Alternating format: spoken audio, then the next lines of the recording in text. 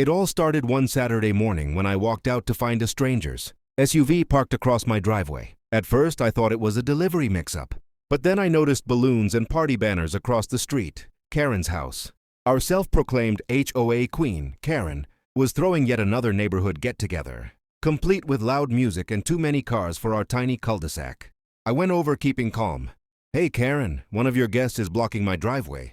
Could you ask them to move?" She turned, wearing that smug smile I'd come to despise. "Oh, relax. It's community property. You should be grateful my guests even want to come to this neighborhood." "Community property? Karen, this is my driveway." She waved me off. "The HOA bylaws state we can use shared access areas for short-term events. You'll survive." My blood boiled. There was no such bylaw. I'd read the HOA manual front to back after Karen's last stunt. But instead of arguing, I decided to document everything. I snapped photos of the parked car and recorded Karen's comments on my phone. The next day, I contacted the actual HOA board.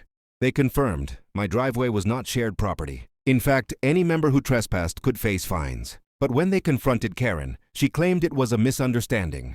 A few days later, it happened again. Another one of her parties, another car blocking my property. When I left a note asking them to move, Karen came out shouting across the street, "You're making the neighborhood hostile.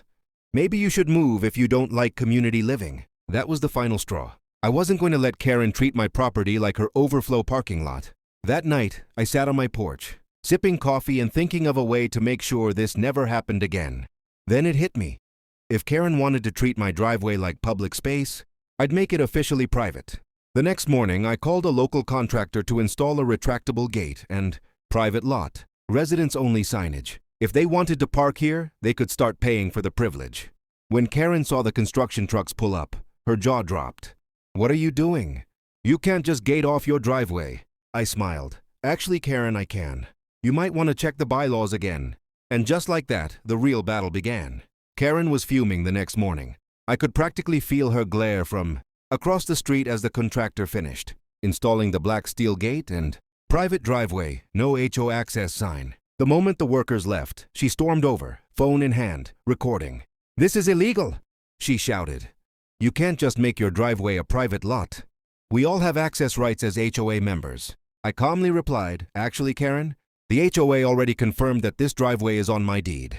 Want me to show you the paperwork again?" She scoffed. "You think you're clever, don't you?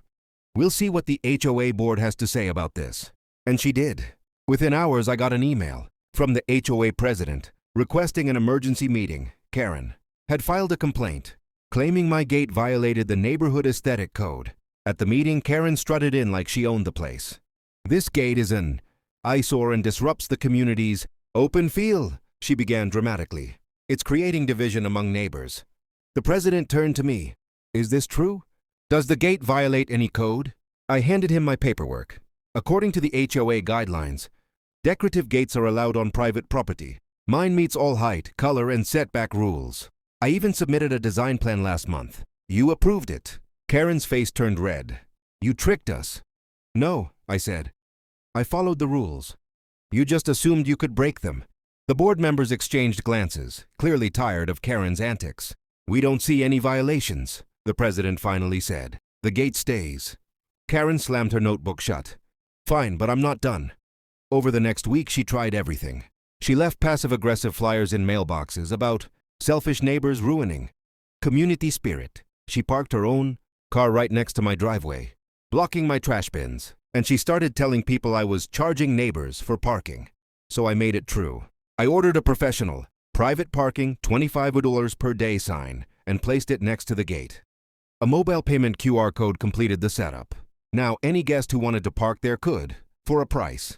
The first time Karen saw it, she nearly dropped her phone. "You're monetizing your driveway?" I smiled. "Just making sure your guests contribute to the community you care so much about." She stomped away, muttering something about calling the county inspector. Little did she know, I was already one step ahead. 3 days later, I woke up to the sound of a county vehicle pulling into the cul-de-sac. Karen was already outside, waiting with her arms crossed and that smug, self-satisfied look. She had actually gone through with her threat and reported me to the county inspector. The inspector, a middle-aged man with a clipboard and a calm demeanor, walked up to my gate. "Good morning, sir.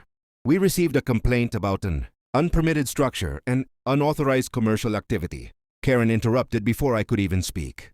Yes, he's charging people to park here. Totally illegal. I smiled politely. Well, officer, everything here is permitted. The gate was approved by the HOA. And as for charging for parking, this is private property. I can rent my driveway if I want. Want to see the documents? I handed him a folder containing the property deed, HOA approval emails, and a county zoning confirmation. I'd requested the day after installing the gate, just to be sure. The inspector reviewed the papers, nodded and turned to Karen. Ma'am, everything checks out. The homeowner is within his rights. There's no violation. Karen's jaw dropped. That can't be right. This is a neighborhood, not a business district. He sighed. Private homeowners are allowed to rent driveway space under county code, as long as it doesn't obstruct emergency access. He's compliant. Then came the best part. He pointed at Karen's car, which was parked partially on the curb. However, you are in violation of local parking ordinances. You can't park within 10 feet of a driveway entrance. I'll have to issue a citation. Her eyes widened. What? That's ridiculous. I was just violating the ordinance, he interrupted. You'll receive a fine in the mail. Karen turned beet red, spun around, and stomped off toward her house without another word. I could barely contain my laughter as the inspector handed me his card. Seems like you've had some trouble with your neighbor, he said, smirking. Yeah, you could say that. Thanks for stopping by. After he left, I installed a small security camera on my gate, just in case Karen tried something desperate. Sure enough, the next night I caught her sneaking over with a flashlight, apparently trying to peel the private lot sticker off the sign. The footage was crystal clear. The next morning, I emailed it straight to the HOA board with the subject line, Vandalism evidence, HOA member misconduct. Within 24 hours, I got a reply. We'll handle this matter internally. For the first time in months, I felt like things were finally turning around. But Karen wasn't finished yet. She was about to make one last desperate move. For a few peaceful days, the neighborhood was quiet. No flyers, no shouting, no random cars blocking my driveway. I almost thought Karen had finally accepted defeat. But if I'd learned anything about her by now, it was that peace never lasted long. One evening, as I was grilling on my porch, I noticed flashing lights, police cruisers turning onto our street. Karen stood at the end of her driveway, waving her arms dramatically. Officer, that's him. He's running an illegal parking operation in a residential zone. I sighed and put down the tongs. Here we go again. The officers walked up and explained they'd received a formal report of unauthorized business activity. I calmly showed them the same paperwork I'd shown the county inspector. The deed, zoning code, and HOA approval letter. One of the officers read through it, then raised an eyebrow at Karen. Ma'am, everything here seems perfectly legal.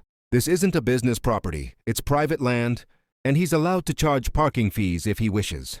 Karen's voice cracked. You don't understand. He's ruining our neighborhood. He's exploiting HOA members. The second officer looked unimpressed. Ma'am, you've made several reports this month about your neighbor.